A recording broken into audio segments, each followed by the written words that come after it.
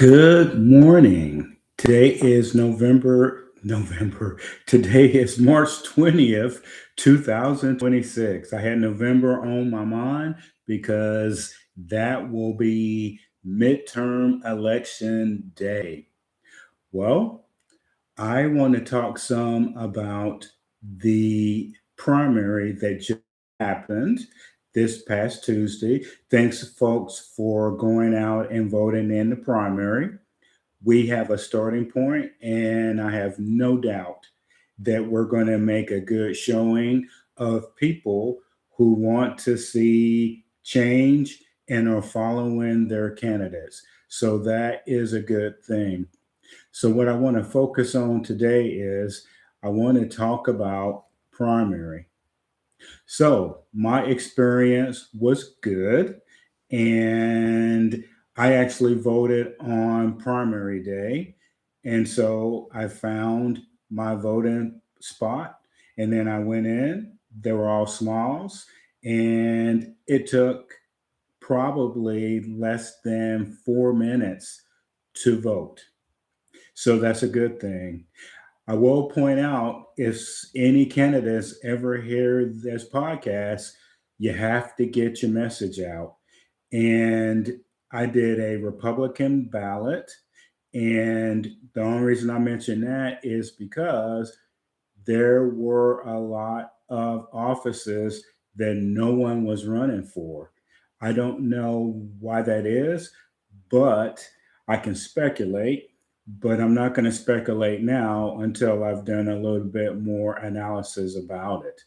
So that evening, the results came in pretty fast, although it was hard to find them at first because the source of information that I was looking at, they weren't even talking about it. So I ended up going on YouTube and finding out that way the analysis.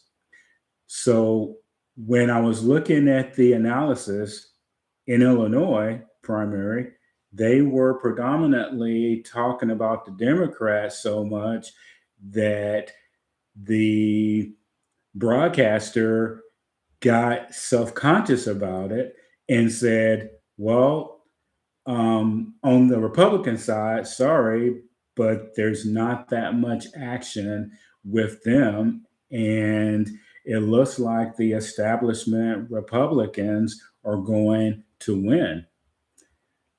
So if we want to generate more enthusiasm for people analyzing it, we have to get our people out voting. And that's what we were pushing. And I'm not going to say that the candidates running on the Republican side are not exciting. Don't know. I haven't mentioned anyone by name because it's not fair unless I get to interview them or something like that. All I can tell you is the generic differences between the Democrats and the Republicans.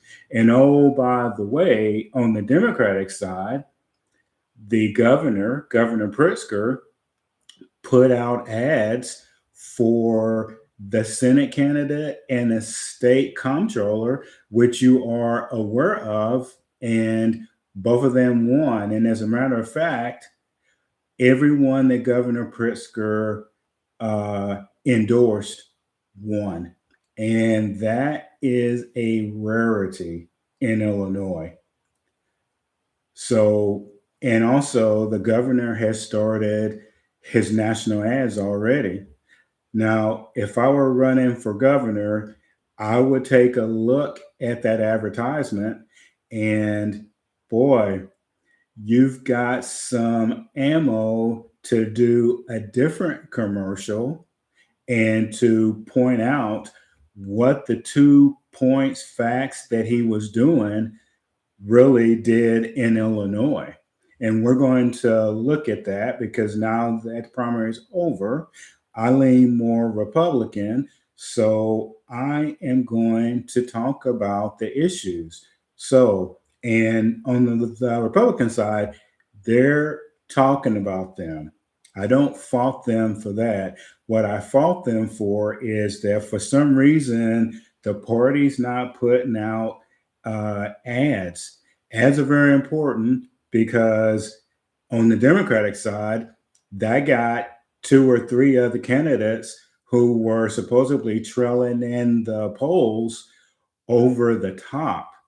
And one thing that, and I don't know it for sure, this is an opinion, the Republican Party may not be putting much money into Illinois politics because, for whatever reason, they think that they can't win in the state. Well, if you watch my podcast, you'll know that there's over 2 million independents in the state who could be swung through logic to vote for a Republican. And the second thing is Republicans need to be together like the Democrats are, because the Senate candidates and the governor are saying the same thing. And so if you share resources, that makes you more powerful. And also, whoever's running for governor, they should be trying to promote voting for legislative people who are in their party. And it just seems like that the Republicans are just not that organized. And if you are unified, you will be better off than if somebody is just running separately and doing their own thing.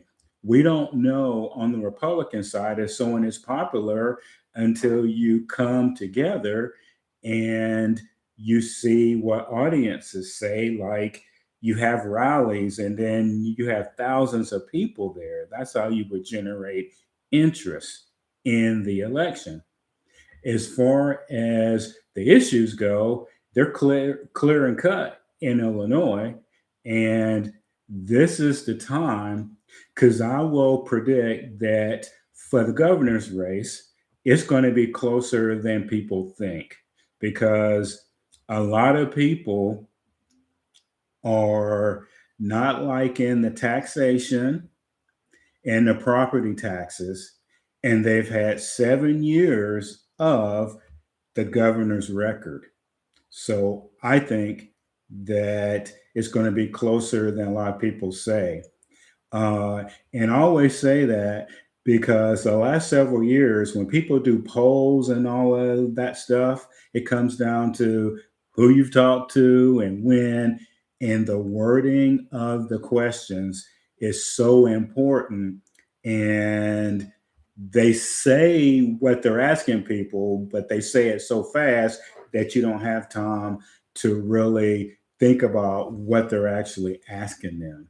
So there's going to be lots of opportunities for Republicans to get their message out. And also, I would tell the Republicans that they need to visit the whole state.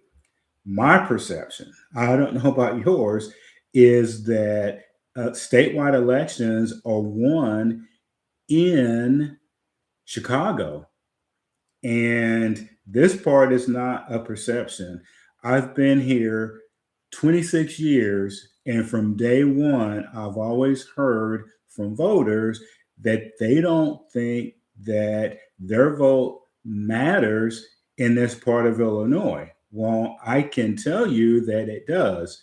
There is power in numbers. And so that's why I was trying to get people to vote in the primary, to at least let the other side know that on the Republican side, they were interested. And like I told you at the beginning of the podcast, Democrats showed up and they got double the votes. And on the Republican side, we have got to change this. And we have to give a strong showing. Why? because even if the other side wins, they will look serious at your ideas from their candidate if they think people are really interested. Now, you won't hear that from anybody else but me.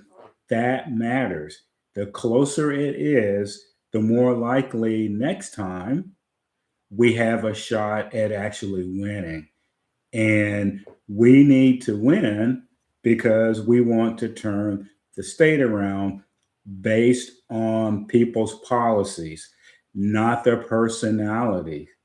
And I'm hoping that on the Republican side, we don't get into personal, talking about people personally. Focus on the policies. We can win on that on the Republican side. The other observation is the Senate side, the candidate running on the Republican side really needs to have the Republican Party weigh in. They need to spend some money on image. That candidate needs to go across the state. And when I say that maybe they're just campaigning in Chicago, that will not work. Most people don't even know who this person is. And that is so important also. Now, if you're running for the House of Representatives in Illinois, okay, that is regional. But if you're running for the state, you need to introduce yourself, and the party needs to spend money on you going to see people, going into areas that maybe we traditionally have not gone in, just to get interest and get people talking about it. Because if the Republicans had a heavy turnout like they did in the general election 2 years ago now, then it would be totally different.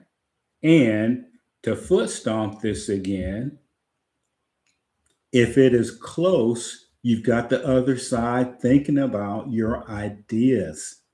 Ideas are what matter in elections, not how many commercials you put out there, how many times you say, and this is apparently what they're doing in Illinois. They've made it about President Donald Trump. And that's unfortunate if on the Republican side, they don't say, hey, we are in Illinois and we need to talk about issues, affordability, high health care, and high property taxes. That's how you win elections. So I'm going to get off of the soapbox now. And on Monday, I'm going to start looking at different issues.